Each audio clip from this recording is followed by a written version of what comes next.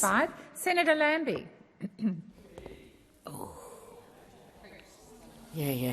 Thank you, Madam President. My question is to the Minister representing the Minister for Veterans Affairs.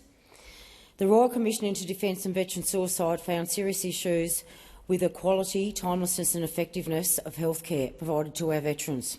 And an analysis of over 400 veteran suicides done for the Commissioners identified, and I quote, a lack of timely access, end quote, to mental and physical health services and disparity in medical fees as a core problem.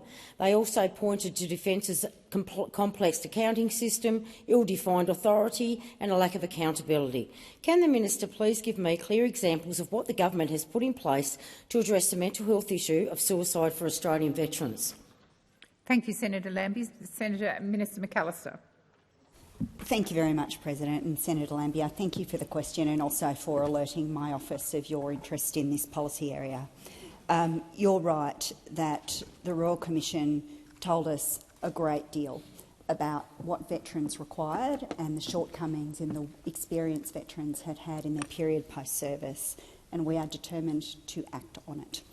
The Royal Commission had a particular focus on the broader wellbeing of defence personnel, veterans and families, and it was really aimed at preventing harm and supporting early intervention.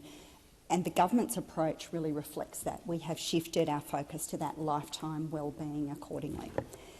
Some of the concrete actions include, of course, the establishment of the Defence and Veterans Service Commission, and a wellbeing agency will be up and running this year. And we've also released a Defence and Veteran mental health and wellbeing strategy. Critically, in the 25-26 MyEFO, the government provided $58.3 million over 3 years to strengthen mental health support for veterans across the continuum of care. That includes expanded access to mental health treatment plans and to provide proactive, continuous and connected care for veterans experiencing mental health conditions. And those new arrangements will commence from the 1st of July 2026.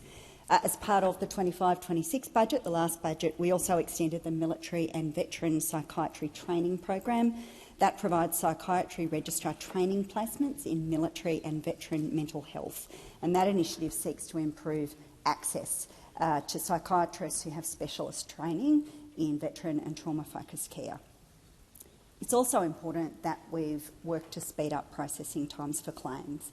What that means, as you, I'm sure, understand, is that support can flow to veterans faster, and we're working to improve that because we know that that, in turn, has an impact on veterans' mental health. Thank you, Minister. Senator Lambie, first supplementary.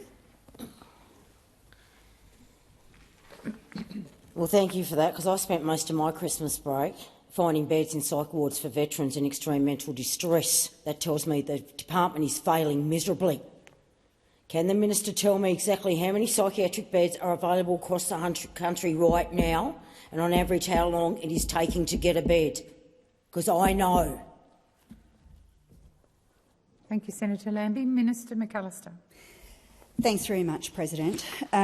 So the Department of Veterans Affairs works with the hospitals across the nation to make sure that appropriate mental health beds are funded and available for veterans when they need them. We are conscious of how challenging this is, Senator Lambie, and so in addition to that, we're working to expand innovative mental health programs that are in the community, which take some of the pressure off those inpatient admissions. We're also working to improve availability of appropriate training and therefore care for veterans through the Military and Veteran Psychiatry Training Program, which I referenced in my answer to your primary question, and that of course provides those placements that skill up medical personnel in military and veteran mental health. I did want to remind people that if you are seeking mental health support, a possible contact is to go through Open Arms, which is 1800 011 046. Thank you, Minister. Senator Lambie, second supplementary. Thank you. The Department of Veterans Affairs has apparently given contracts to providers of psychiatric care. I know there are two providers. MCOA is one of them. The other appears to be a national secret for God knows what reason.